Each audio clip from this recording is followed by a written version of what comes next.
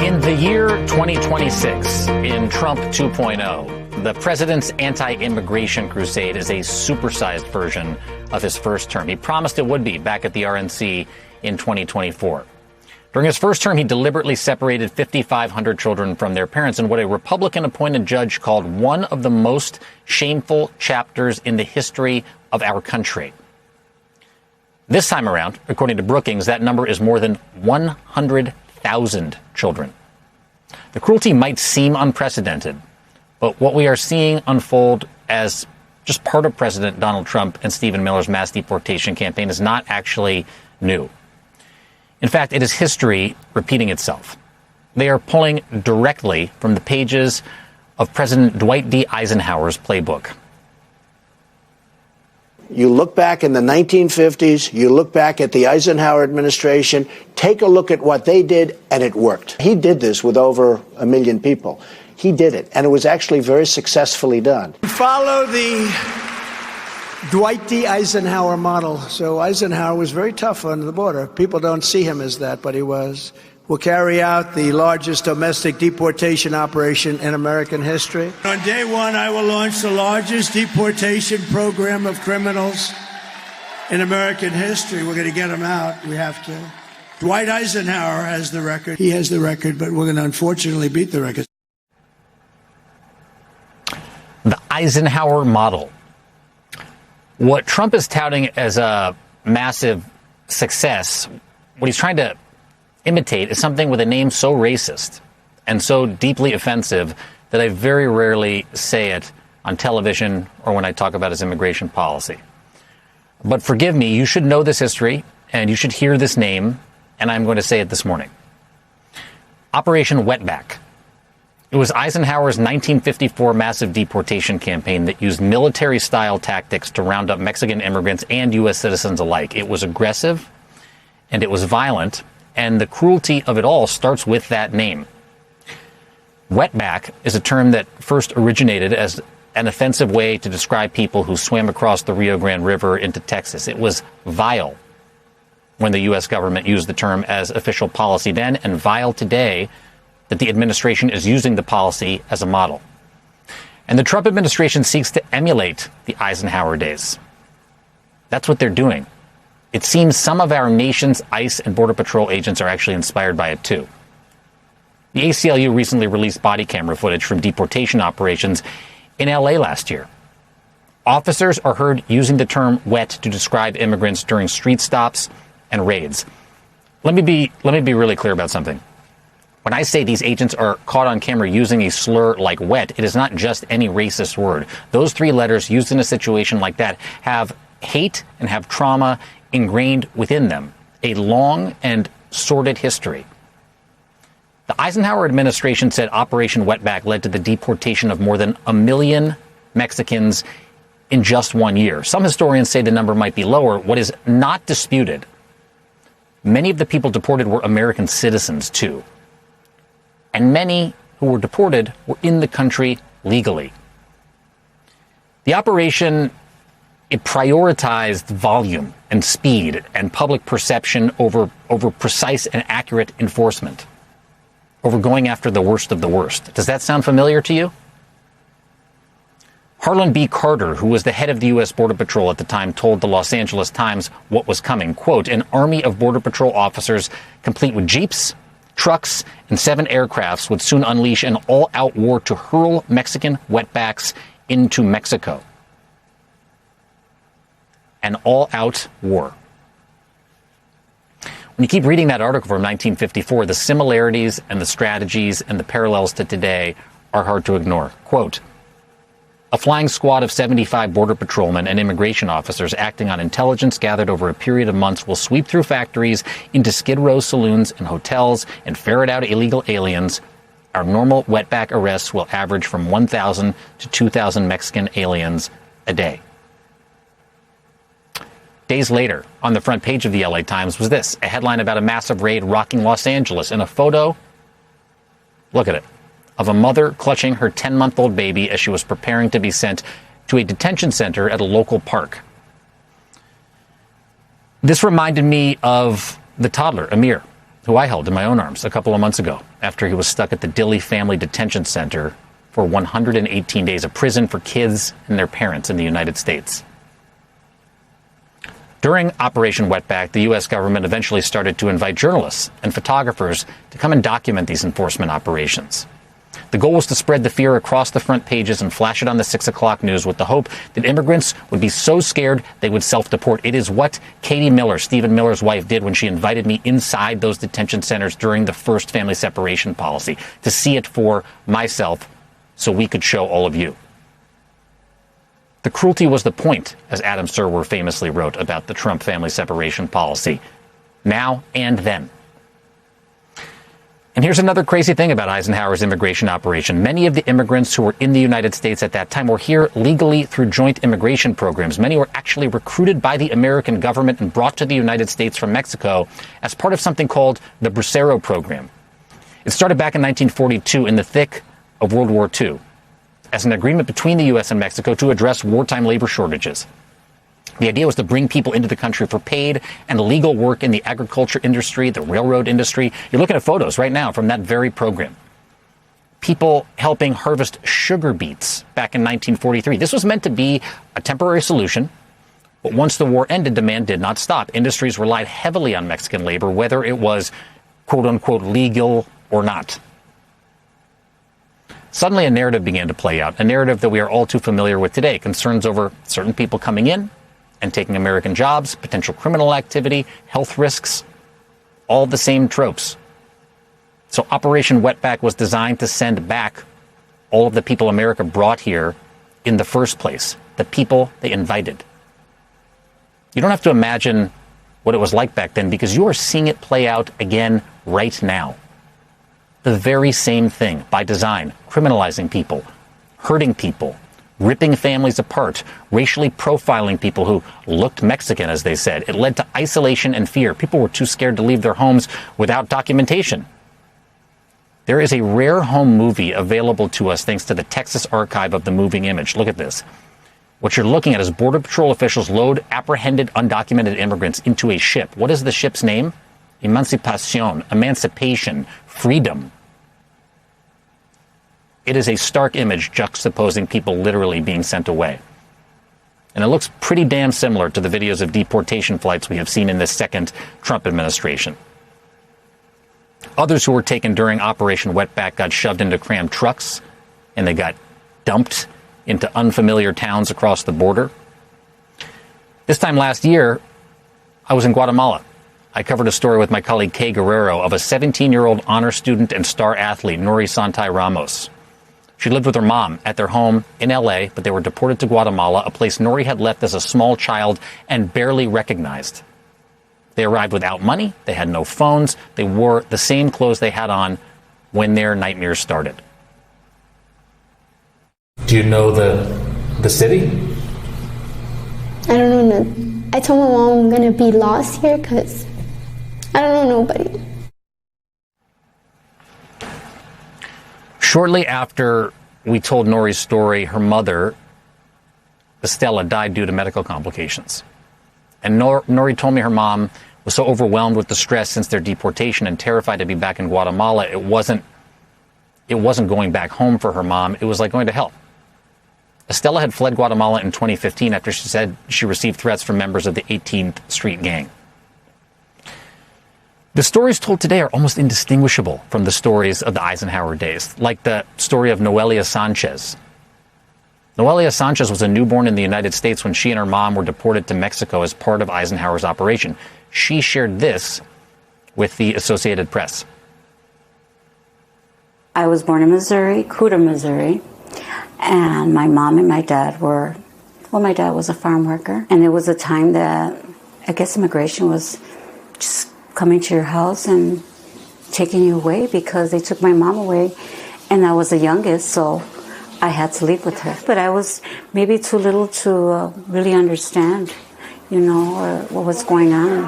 I just knew that I was taken away with my mom, and I had no reason. I had no knowledge why that, we were separated. If that sounds familiar to you, it is because it is. Operation Wetback ended in the fall of 1954 after the government ran out of funding and declared that the southern border was successfully secured. It appears this administration is just getting started. I want to bring in Pablo Espinoza. He is a member of the California Museum Board of Trustees, which this week is launching a new exhibit called Help Wanted, Leave Now, Operation Wetback, and the Revolving Door of Mass Deportation. Also with us, Maria Hinojosa, a Pulitzer Prize-winning journalist, the founder of Futuro Media Group, and the anchor and executive producer of Latino USA on NPR. Thanks to both of you for being here. And Maria, let's start with you. You have covered this in more depth and breadth than anybody I know. This was a stain on the history of our country, and yet now it's part of our administration's literal blueprint for the mass deportation campaign.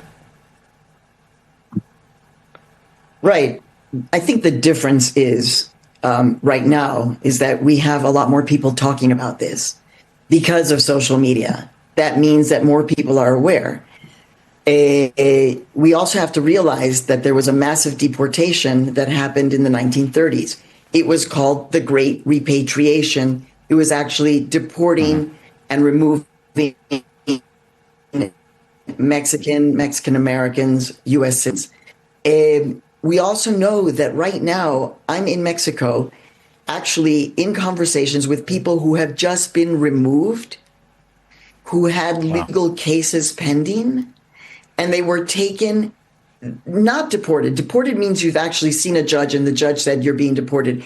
In this case, due process being denied, simply taking people and disappearing them. No record of them even being deported, being placed on planes where, I'm sorry, because we're talking about ugly things, Jacob, and I'm glad that you're doing that. We have to. Where you are not allowed to make a bowel movement on the plane when you're being deported because you can't, you are chained. That is our government, what they're doing now. So everything that you've said, I think, yes, the suffering is real, the terror, the haunting of immigration agents. But it is a moment when more Americans are probably aware of this than ever before. And that's where I continue to hold on hope. When people realize, no, they're not deporting criminals. They're taking anybody. Yeah, that's right. And Pablo, this is why what you're doing is so important at this very moment, as Maria says. The exhibit tells the story of repeated mass recruitment and betrayal. I wonder what part of history you think is important for people to remember, especially in these times. I think the part of history that is important to remember is, as you mentioned at the beginning, this was the official governmental name in this country. It was Operation Wetback. And it moves my heart because it is, in a way, it's personal. I came to this country with a student visa. I was a journalist for a long time. And I was also ignorant that the deportations happened many times in the 30s, 40s, 50s with Operation Wetback.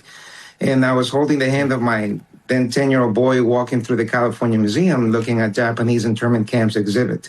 And I thought, wow, it's a sad chapter of our history, yet how important it is to know history, to be educated. So hopefully we don't repeat it. And I didn't know anything about, I'm South American. I didn't know anything about Operation Wetback. I used to say, I'm the one that stands in line. People should wait. And I didn't understand the plight of people from Mexico in particular who doesn't have a choice. They don't have a choice to cross an imaginary line if they want to support their children, if they want to support their families.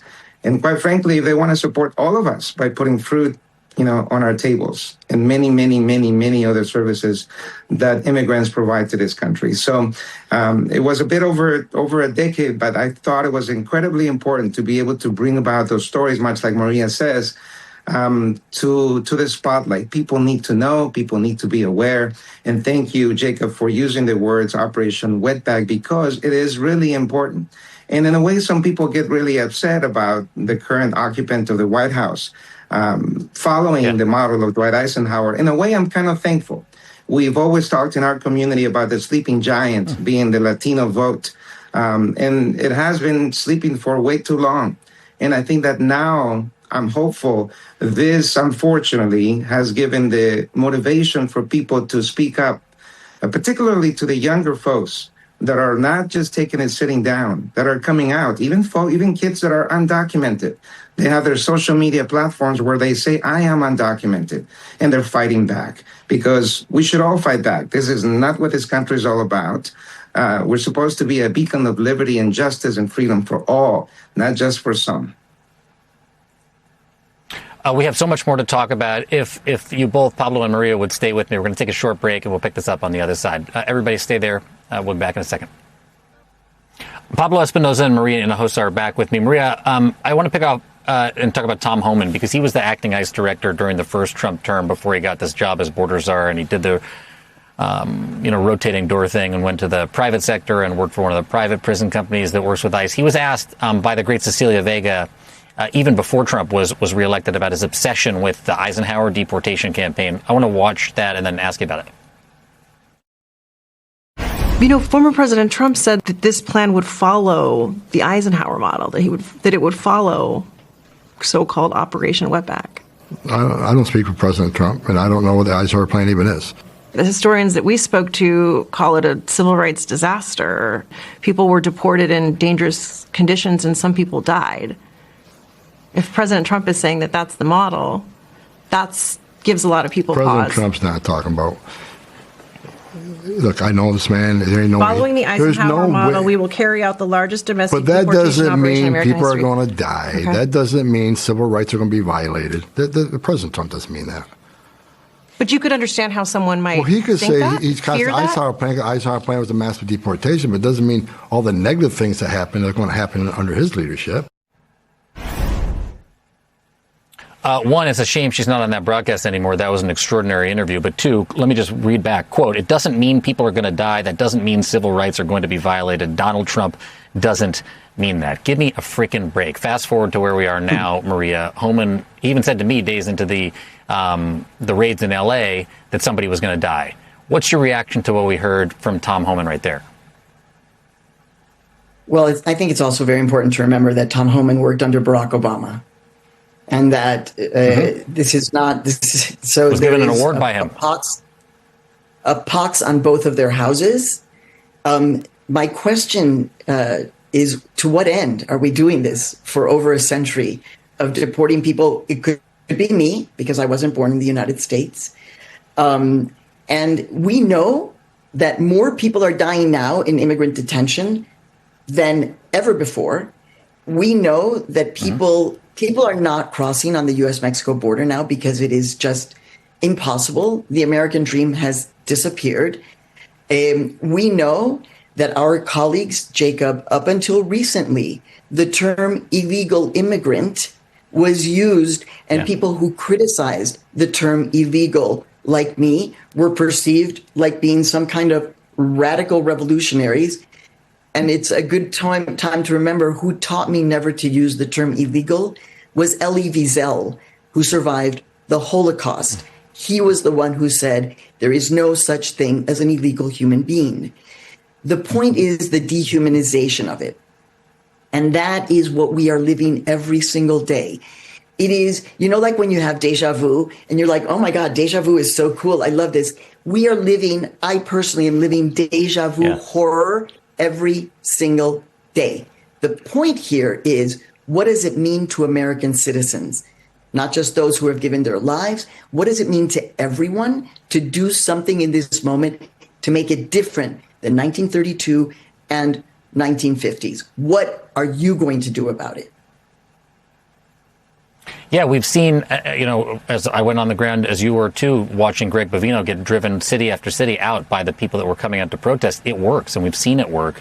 And all you got to do is look at what's happened in the beginning of this administration to now, that they haven't been able to continue these campaigns in these cities. And but Tom Homan, just because he's wearing a suit and tie and not Greg Bovino's costume, doesn't mean that the policies aren't underlying, that they're trying to execute are the same.